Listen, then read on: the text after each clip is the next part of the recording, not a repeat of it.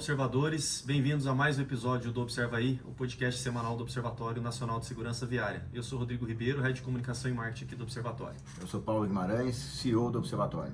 Eu sou Pedro Borges, Head de Mobilidade Segura do Observatório. Estamos aqui vivos. Vivos. Sobrevivemos a mais um. Sobreviventes a mais um maio. O maio acabou, Paulo? Não acaba. Se tem um mês que não acaba, antigamente a gente brincava que agosto era o mês do cachorro louco, né? Que não acabava nunca o mês de agosto. Pra gente é o mês de maio. É o mês de maio. A Dani já estava falando essa semana que já começaram a pensar no maio do ano que vem. Ah, tem que ser, né? Tem que ser, porque cada vez maior, cada vez mais abrangente, cada vez com mais responsabilidade. E aí, como foi, Paulo, o maio esse ano? Acho que a gente já conseguiu trazer um balanço no destaques, né, para toda a nossa rede aí, mas como foi? O maio ele foi super diferente, eu acho. Cada ano, acho que esse é o desafio de todo projeto, de toda organização, é manter a inovação. Né? E fazendo um parênteses, né, sobre a importância da inovação, a gente teve um evento, a gente vai falar dele aqui na agenda, na segunda-feira, mas estava com a participação de um dos vice-presidentes da Embraer, né, que é o grande orgulho nacional em termos de empresa. E uma coisa super interessante, né? A Embraer é uma gigante e metade do faturamento da Embraer é resultado das inovações que aconteceram nos últimos 5 anos. Para a gente ver a importância da inovação nas empresas, nos projetos. E o Maio Amarelo não é diferente. O que a gente trouxe de inovação para esse ano? A gente inovou no modelo do destaques, né? A gente sempre fez um evento fechado mais para o final do mês. E a gente resolveu incorporar isso num evento maior, que é o Parque da Mobilidade Urbana. A gente ainda está avaliando, né, os resultados disso, mas foi uma coisa diferente, né, não deixa de ser uma inovação. E a gente também optou por construir uma rede de voluntários. Né, diferente do que a gente fez nos anos anteriores, principalmente falando da internacionalização do movimento, a gente sempre teve conexões digitais. Então, até o ano passado, a gente fazia essa tramitação de conteúdos, né, troca de conteúdos com as pessoas de fora do Brasil, e as pessoas faziam ações digitais com os nossos conteúdos. Como a gente começou a desenvolver essa rede de voluntários no ano passado, esse ano a gente teve uma série de ações físicas envolvendo pessoas. Então acho que esse foi um grande diferencial também, uma grande inovação para o Movimento Maio Amarelo, falando do Maio Amarelo, e até usando o nome do projeto com um dos premiados lá, o Maio Amarelo Sem Fronteiras. Então acho que isso foi muito legal. Esse ano também teve uma coisa que foi super interessante, e até quero agradecer o Luciano Lourenço, que é um dos diretores lá da Agência Nacional de Transportes Terrestres, porque houve por parte da NTT, já aconteceu isso ano passado, um estímulo a todo o ecossistema NTT, que envolve não só rodovias, mas também ferrovias, um estímulo ao foco na segurança viária. E o resultado disso é que a gente teve, dentro das ações da categoria de iniciativa privada, uma concessionária de ferrovias sendo lá reconhecida, condecorada no Maio Amarelo. Então isso é super legal, porque o grande objetivo do Movimento Maio Amarelo é levar o assunto para a sociedade.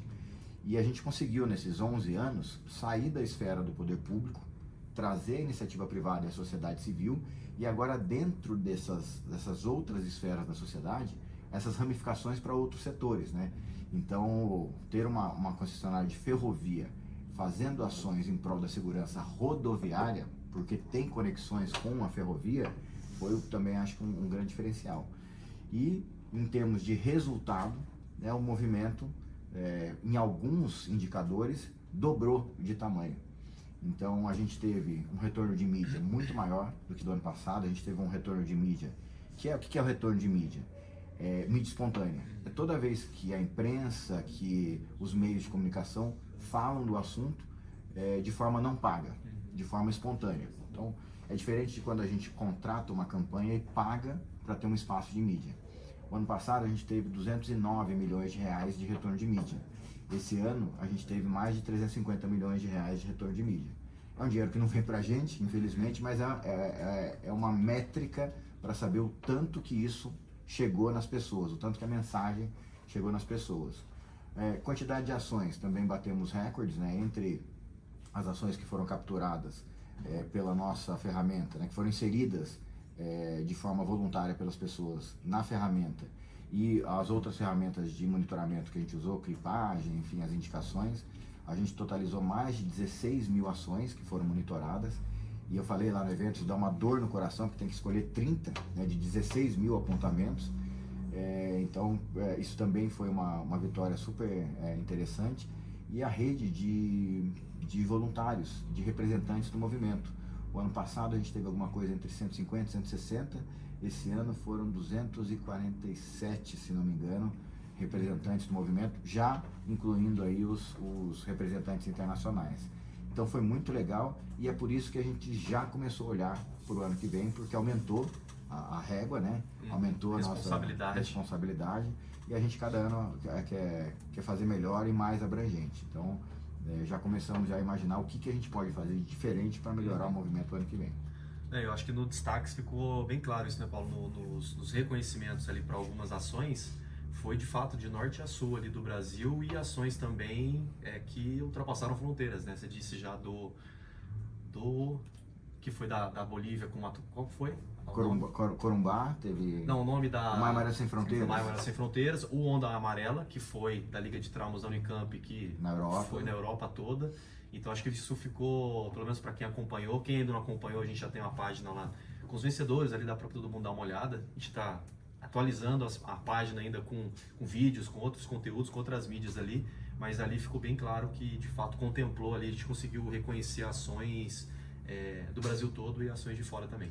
E até as pessoas ficam se perguntando depois, quando a gente reconhece, quando a gente condecora as ações, qual o critério que o comitê usa? Porque assim, sempre tem aquela comparação, pô, a minha ação foi melhor que a dele, ou a ação do A foi melhor que a do B. E na verdade, e por isso que a gente não gosta de chamar de prêmio, porque a gente não está premiando as melhores ações. A gente está premiando... Reconhecendo algumas. Exatamente, exatamente. É um reconhecimento que leva em consideração algumas coisas. Inovação, né? A gente tenta olhar quem está fazendo diferente para estimular as outras pessoas a fazerem. Leva em consideração a abrangência. Às vezes uma ação que já foi feita, mas que consegue ter uma abrangência de dezenas de milhares de pessoas em uma única ação, pô, é uma ação que precisa ser reconhecida. Né? O que essa empresa, essa entidade, esse órgão público fez que conseguiu afetar tantas pessoas? Vamos mostrar isso para as outras pessoas. E leva em consideração também o regionalismo. Né? A gente, principalmente, a gente tem estados que são mais carentes de ação. O próprio Maranhão, né? Que tem uma série de dificuldades, a característica do próprio estado. Então, quando a gente olha uma ação do Maranhão dando certo, né, e uma ação similar, por exemplo, de São Paulo, a gente dá uma prioridade para o Maranhão para a gente ter esses vários sotaques, né, lá no nosso movimento. Então, aqueles que a gente teve 16.200, se não me engano, ações monitoradas. As 16.170 que não foram reconhecidas, sintam-se super parte do processo, porque toda essa mobilização, essa ansiedade por receber esse troféu, gera a máquina gira. Então, todos, na verdade, que fizeram uma única ação para uma única pessoa, estão, né, sintam-se reconhecidos nesse troféu. Legal, Paulo. E falando um pouco do PMU em si, né, que foi o diferencial esse ano do Destaques, o PMU, lembrando, né, é o maior evento de mobilidade urbana da América Latina, e o Observatório é um evento pago, né, foram 2 dias ali com uma programação bem recheada ali, com várias ativações lá de várias empresas e instituições, e o Observatório teve ali cerca de 300 pessoas que o Observatório colocou dentro do PMU para aproveitar os 2 dias, né, acho que foi um diferencial também.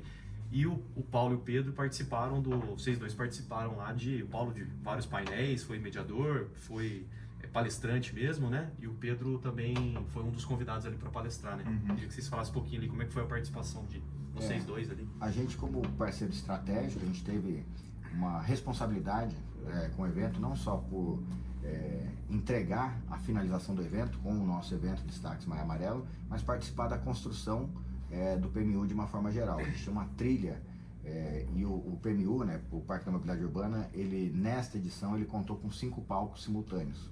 Então teve um dos palcos que foi a trilha que foi desenhada em conjunto com o Observatório, mais focada na segurança no trânsito, e ali eu mediei 2 painéis, tive uma outra participação como comentador no painel do primeiro dia, participei da abertura, né, tive um momento de fala ali para falar da importância, enfim, das conexões que a gente tem com esse assunto, e participei como jurado também do prêmio do PMU, que foi na noite anterior. Então teve bastante trabalho aí pro nosso lado, e o Pedro como palestrante nos painéis, aí pode falar um pouco aí dos seus conteúdos lá. Foi um painel lá sobre Big Data e aplicação na segurança viária para os municípios. Foi um painel bem legal, junto com o Ciro Biderman, lá da FGV Cidades, diretor. Ele foi mediador e eu acho que a Bruna do iFood, ela é especialista em BI lá. E eu falei um pouco da dificuldade dos municípios conseguirem fazer uma governança, uma gestão dos seus dados. E a participação do iFood foi bem legal também, que eles falaram como que eles já têm um grande conjunto de dados, mas só agora eles estão começando a usar isso para entender o comportamento de risco dos seus motociclistas cadastrados na plataforma. E uma informação legal lá que a Bruna falou, eles coletam uma tabela de 10 milhões de linhas por dia só na cidade de São Paulo.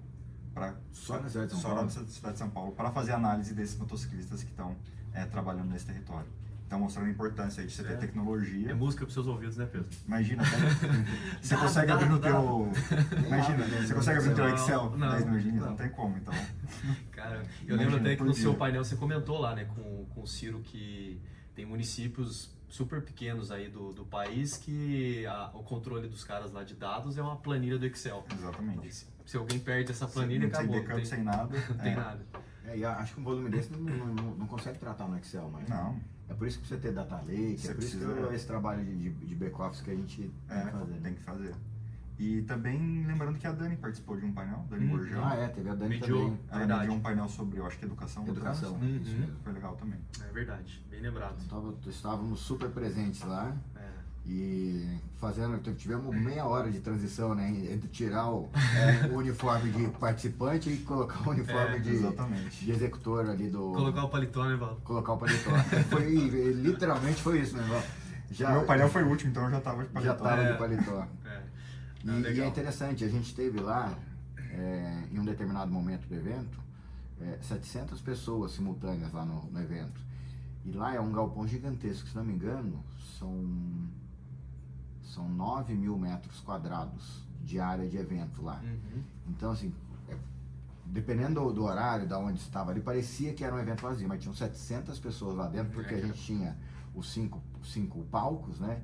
E a gente tinha toda uma atividade, experiências acontecendo no entorno desses palcos. Então, test drive de carro elétrico, de patinetes, eu vi até umas imagens do próprio PMU, a Isa andando ali de patinete e tal. Andou de carro elétrico. Dirigiu lá. Queria comprar um carro elétrico. Simuladores, tinha a parte de carregamento, os ônibus elétricos, então é um evento super completo.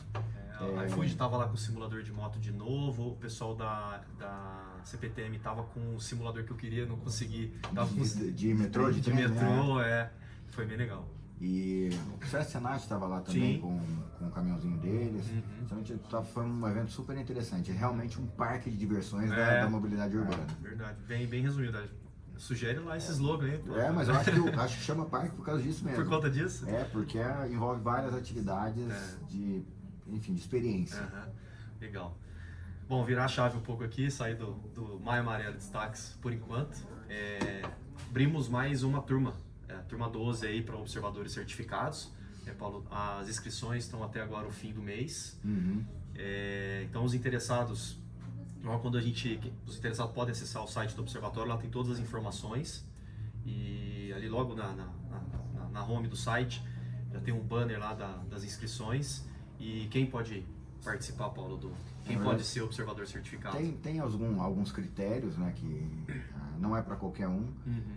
Isso é uma coisa que até para o ano que vem a gente vai rever se a gente consegue incorporar esse grupo outros tipos de profissionais, mas ele está direcionado para os profissionais que têm já alguma afinidade ou atuação na área de mobilidade segura, na área de gestão de trânsito e tal, e de nível superior para cima. Então, esses são os requisitos principais, tem uma análise de currículo que é feita e tal. Então, assim, basicamente é isso. Passa por um processo seletivo, depois aqueles aprovados no processo seletivo vão para um curso de capacitação. Esse curso ele está tendo algumas revisões nos conteúdos, então a gente está fazendo algumas atualizações, inclusive na própria plataforma do curso, né? Um curso EAD, ele dá mais ou menos 50 horas de instrução, e aí tem a formatura. E a formatura a gente está jogando tudo para o ENOC, que é o Encontro Nacional de Observadores Certificados, que já está pré-agendado para setembro. Aí, atenção, observadores que nos perguntaram lá no Destaques. Provavelmente a gente tem algumas definições de local na semana que vem, então acho que até o final da semana que vem a gente já faz a primeira divulgação aí, save the date, mas cidade de São Paulo, a princípio cidade de São Paulo, se não for na cidade de São Paulo vai ser em São José dos Campos, mas provavelmente em São Paulo no mês de setembro, tá? Até fazendo parte aí das comemorações da Semana Nacional de Trânsito. Beleza, então acesse o site do Observatório e fique por dentro aí da nova turma. E ainda no assunto observadores, estava falando de alguns requisitos, mas o que chama a atenção hoje do grupo de observadores, né, passou 591, 596. Agora fugiu, você me hein? pegou, hein? Você que Agora, sempre me corrige agora. Pera aí. Acho que era 96. 96 é um... 596. Boa. 596. Mas assim, o que chama a atenção de fato a qualificação dos observadores, né, Paulo? E aí, uma notícia agora dessa semana que nós trouxemos para o site do Observatório foi o observador certificado Fábio Fernandes Alves, que foi nomeado secretário municipal de mobilidade urbana, lá em Paço de Lumiar, no Maranhão. Então, acho que é muito legal para o Observatório, né, ter observadores, né, qualificados, do jeito que a gente já tem hoje, mas a gente já tem, né, os observadores presentes nas câmaras temáticas, na Jariz, enfim, nas câmaras temáticas do CONTRAN, mas ter também com essa função, né, como secretário, o Paulo pode dizer melhor do que eu sobre isso, mas é muito legal ter um observador certificado sendo nomeado, né, como secretário. Qual que é uma das grandes entregas do programa de observadores certificados para esses observadores? É proporcionar esse ambiente de rede em que ele possa ter essas trocas. Uhum. Então você tem ali no grupo um observador que é altamente ligado à pesquisa, você tem um observador que é ligado à operação, você tem um observador que é secretário, você tem um observador que é advogado. Então ali é um ambiente muito rico para você se apoiar, né? A gente teve até um depoimento, né, Pedro? A Marília Gabriela, que é da turma 11. Feedback muito legal dela. Ela é professora da Universidade de Goiás. Eu já esqueci. Agora me pegou aqui, mas eu acho que é isso mesmo. Não é da estadual, porque bom, enfim, ela é uma professora, ela é da universidade, Federal, professora universitária. Porque a gente tem uma observadora que é a professora Camila, que é da Estadual de Goiás, que inclusive é membro do Conselho Estadual de Trânsito de Goiás. E o feedback dela foi muito legal, né? Porque é uma pessoa acadêmica, né, altamente capacitada nessa área acadêmica e que às vezes não tem uma visão de operação das coisas, operação prática. E o depoimento dela foi o seguinte: olha, estava super empolgado com o amarelo, mas tinha um monte de coisa que eu tinha dúvida e o grupo de observadores me ajudou a chegar, né, as ações chegarem no ponto que chegou. Então é um reconhecimento que ela fez desse aprimoramento profissional por fazer parte da rede. Legal. Outro feedback legal que ela deu, que ela falou que ser observadora ajudou no contato dela com o poder público e com outras empresas. Então meio que abriu a porta para eles iniciarem o diálogo com ela. Foi exatamente, ela falou assim: eu, enquanto professor universitário, nunca consegui ter entrada nesses ambientes. E agora, como observadora certificada, né, carregando o observatório junto comigo, ela abriu todas as portas e fez um mar amarelo super bonito lá na região dela. Legal. Parabéns aí para Marília. Marília Gabriela. Marília Gabriela. É um nome famoso. Bom, e fechando aqui a Rodrigo agenda. imita a Marília Gabriela. Não imito não. Não a que a gente conheceu, mas a famosa. Você fala que o Rodrigo imita um monte de gente, mas ele nunca imitou ninguém. Nunca imitou ninguém? Você não sabe quando você vai no banheiro. Cadê? Ele tá segurando, mas ele tem ferramenta na caixinha. Fechando a agenda aqui, você já falou aqui no início, vocês participaram, o Pedro acho que participou também segunda-feira do evento que nós tivemos aqui. O que foi esse evento? Foi um evento super legal, ele tem um vínculo com o Mobilab. O que acontece? A gente está aqui hoje no PIT, no Parque de Inovação Tecnológica, é um parque tecnológico. E a gente está trazendo, né, Parque Tecnológico, associação e tal, dentro das ações do Mobilab, uma consultoria de um espanhol chamado Piquet. Então, qual que é a participação dele? Ele é super atuante nos distritos de inovação. Tá? Então, o 22 Arroba, que é o distrito de inovação de Barcelona, que acho que talvez tenha 5 ou 6 vezes o tamanho do nosso aqui, ele é o mentor principal, ele criou as diretrizes, então é um cara super renomado nesse ambiente. E ele veio para cá porque ele está ajudando a cidade, enfim, o pitch aqui, a fazer a transição de parque tecnológico para distrito de inovação. Então, que a gente consiga, qual que é a ideia? E isso foi muito legal. A cidade de São José dos Campos, hoje, quando a gente pergunta qual é, a matriz econômica da cidade, qual é o setor da economia que move a cidade? Então, você tem lá mais para a região centro-oeste, agronegócio. A gente tem determinadas cidades que são as fábricas, você tem cidades que é comércio, turismo. São José, a atividade econômica principal de São José é inovação, é conhecimento. Então, é essa a essência que ele veio trazer para cá, para a gente poder fazer essa transição de parque tecnológico para distrito de inovação. E ali, no meio do evento, a gente fez o anúncio oficial do Mobilab, que veio por meio dessa cooperação, que a gente já falou várias vezes aqui, mas que a gente começa agora no segundo semestre, fora os projetos, né, que são tocados aqui pelo Pedro e tal, que estão atribuídos ao ambiente de Mobilab, a gente tem o Mobilab em si, fazendo uma ação mais física, mais em conjunto com os municípios agora no segundo semestre.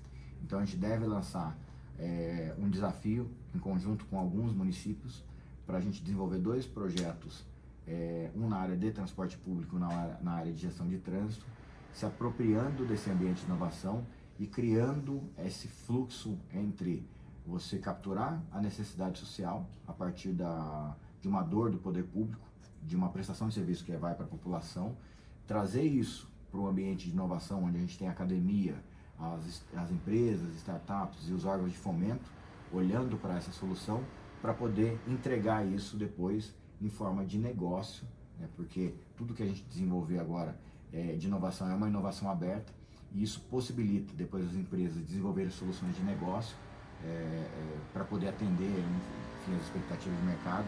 Então é isso que a gente vai fazer agora no segundo semestre. O Pitch trouxe uma pessoa hoje para cuidar só desse assunto. A gente até numa próxima acho que podia trazer o Roger aqui para falar um pouco desses eventos que a gente está fazendo, mas foi isso que aconteceu. Foi um evento muito importante. Acho que tinha ali umas 50 ou 60 pessoas, mas foi um summit, eram vagas limitadas, não foi um evento aberto, né, com pessoas estratégicas, estava o CEO de Embraer, enfim, CEO da CAE, foi uma coisa bem legal, assim, bem de alto nível. Legal. O parque tá com uma agenda, acho que lotada já, né, para esse ano de eventos, né, Paulo? Porque teve o AgroTools agora essa semana também. Que o parque, e uma das percepções para a gente promover a inovação é tem que juntar pessoas. Uhum. Né? Então a gente vê o movimento das próprias empresas de tecnologias, né? Daquele movimento que foi pandemia e pós-pandemia do home office, já voltando com mais intensidade para as atividades presenciais. Tem que juntar as pessoas, colocar a turma para conversar. Beleza. Encerramos aqui a agenda. Dica e curiosidade, temos? Pensei em um. Aí, ó. Parte de uma curiosidade que eu vi, acabou virando uma dica também. Eu tava vendo uma foto esses dias de um capacete de motociclista, de um cara que sofreu um tombamento ali, uma queda da moto. E aí por fora tinha só um rachadinho assim no capacete dele. E aí a outra foto mostrava um raio-x do capacete, a estrutura estava toda rachada, não tinha mais integridade estrutural. Então a dica que eu dou é sempre para o motociclista que sofreu, mesmo que seja leve a queda, um impacto, grande chance que teu capacete ele não tem mais a efetividade que ele tinha antes, porque ele racha inteiro por dentro. Então a dica é sempre trocar o capacete caso sofra algum sinistro desse tipo. Obrigado. Melhor trocar o capacete e rachar o outro capacete do que rachar a cabeça. E é interessante que dependendo, você tem o lance do selo de certificação, mas até o seu capacete ali, ele fica em cima do armário. Dependendo da altura da queda, ele já afeta esse tudo. Eu ia dizer isso. Às vezes nem precisa nem se envolver num sinistro, né? Às vezes numa queda, dependendo de como for a queda. Boa.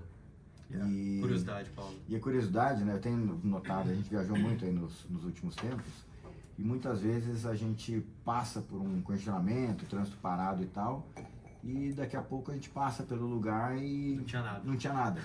E aí não foi um sinistro, não foi um carro quebrado, não foi nada. Não aconteceu nada e teve congestionamento. Então isso foi chamado de congestionamento fantasma. E por que isso acontece? Porque você tem Isso só acontece quando você vai tendo uma saturação maior da via. Então, como é que funciona? A gente tem alguns níveis de serviço. A gente tem um manual de referência, um manual americano, chama HCM, Highway Capacity Manual, ou aqui no Brasil, o raio do capacete do Manuel, como a gente chamava lá quando a gente era estagiário na prefeitura, mas ele determina, de acordo com o volume e capacidade da via, alguns níveis de serviço, que vão de A a F. Então, o que acontece? Quando você tem o nível A, é a via totalmente vazia, nível F, totalmente cheia e saturada, congestionamento, veículos parados. Quando você vai chegando nesse grau de saturação, você vai tendo muitos veículos na via, e os veículos não são igual trens, né? Eles não andam em velocidades semelhantes. Tanto que você tem um fenômeno que acontece, por exemplo, no semáforo, isso já deve ter acontecido com todos vocês, você está lá na fila do semáforo, você está lá para trás na fila. Aí o semáforo dá verde e o trânsito não anda. Daí a hora que ele dá vermelho, o trânsito anda um pouquinho. Porque você tem um tempo de reação do motorista e aí você tem um tempo de aceleração até ele atingir uma velocidade. O mesmo acontece quando você está viajando na estrada. Então, uma estrada, uma rodovia que é 100 km por hora, por exemplo. Você não tem todo mundo andando a 100 km por hora. Tem gente andando a 95, gente andando a 105. Essas diferenças de velocidade vão gerando frenagens, acelerações e desacelerações. E quando isso acontece, imagina que você está uma fila de veículos, tá? Então vamos, por exemplo, prático. Está uma fila de veículos.